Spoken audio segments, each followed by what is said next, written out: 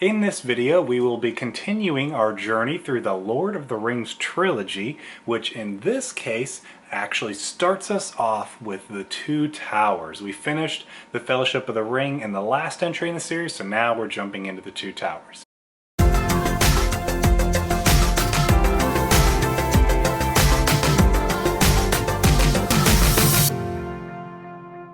Hey friends, my name's Austin, and this channel is all about digging deeper and going further to better understand faith and film and everything that is in between. If that sounds exciting to you, make sure to subscribe to the channel so you don't miss out on any new videos every Friday. So now, there's not a ton of stuff necessarily to analyze in the beginning of this movie. There's a lot of just introductory stuff to kind of catch you up with what's going on and what's going to happen next, but I still think there's a few cool things that we can pick up on and take a little bit of a closer look at. So let's jump right into the video.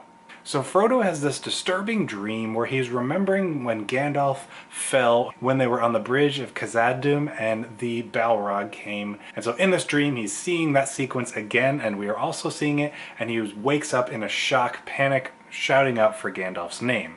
After this, Frodo and Sam are continuing their journey towards Mount Doom. And one evening while sleeping, Gollum, we finally are introduced to Gollum, tries to sneak up on them to take the ring and probably kill them.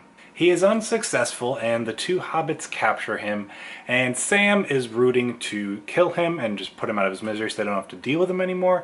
But Frodo feels a sense of pity for him now that he sees him. He would have originally just gone ahead and gotten rid of him, but now just feels a sense of pity for him. I always felt that in this moment, Frodo saw his own struggles within Gollum.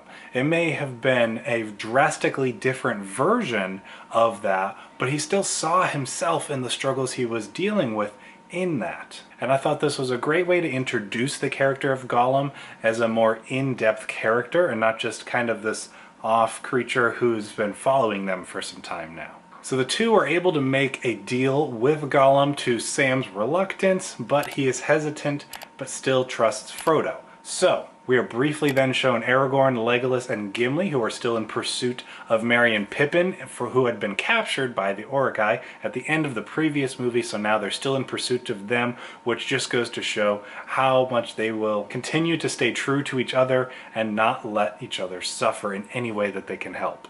We then transition into Rohan, which will become the prominent location and people group for the majority of this film. We start by seeing a village that is being pillaged by orcs and men who are loyal to Saruman, which this collaboration of orcs and men just goes to show the power that Saruman has over these people and the fact that they would be willing to stand with such a corrupt and vile person, really. Now after this sequence of the villagers escaping, we move to another area of Rohan where we are introduced to some new characters who will then carry through the rest of the films. Éowyn and Éomer are brother and sister, niece and nephew to their uncle Theoden, who has for some time now not been a very good leader, almost ghostly and controlled by this guy called Grima Wormtongue. And so their cousin and Theoden's son is brought to them injured from what's going on all around them with Saruman attacking the different villages, and Éomer confronts Grima about this, saying that he has poisoned their king and twisted their fate towards the will of Saruman for too long, to which he is then taken out by the guards who Grima is basically controlling at this point, the whole small kingdom that they have there. And it is up to Éomer now to find a way to face this evil alone. I've always really liked Éomer's character. I thought that he was very much a strong character in that he's willing to stand up for these core beliefs that he has. He defends his sister when Grima seems to be kind of looking a little bit too nicely at her, and is willing to stand up against all of this corruption in his kingdom because he can clearly see what is wrong and wants to make a change to get things back to the strength and honor that they previously had.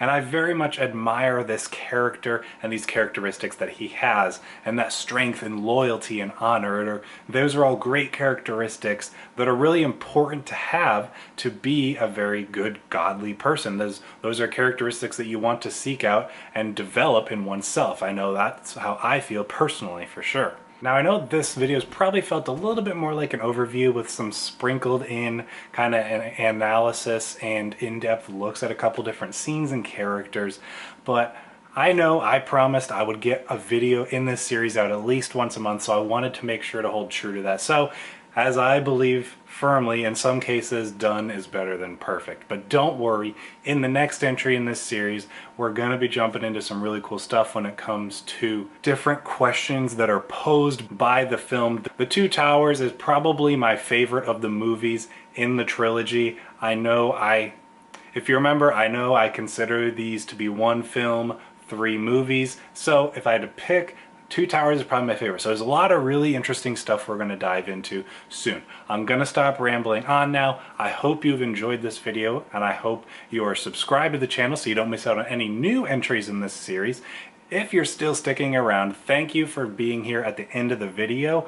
A little tiny secret for those who have stuck around, I have a really cool series planned upcoming in July. I'm thinking I'm going to launch it, and it's going to be a little video every day to give you a little more of an in-depth look at the films I'm interested in, and it's just going to be a fun game actually that I want you to participate in. So make sure you're subscribed so you don't miss when that series starts up in July. I'm really excited, putting a lot of work into planning and making sure that's going to be fun and quality as well. Thank you again. I very much appreciate everyone who sticks around through the whole video. I'll see you in the next one.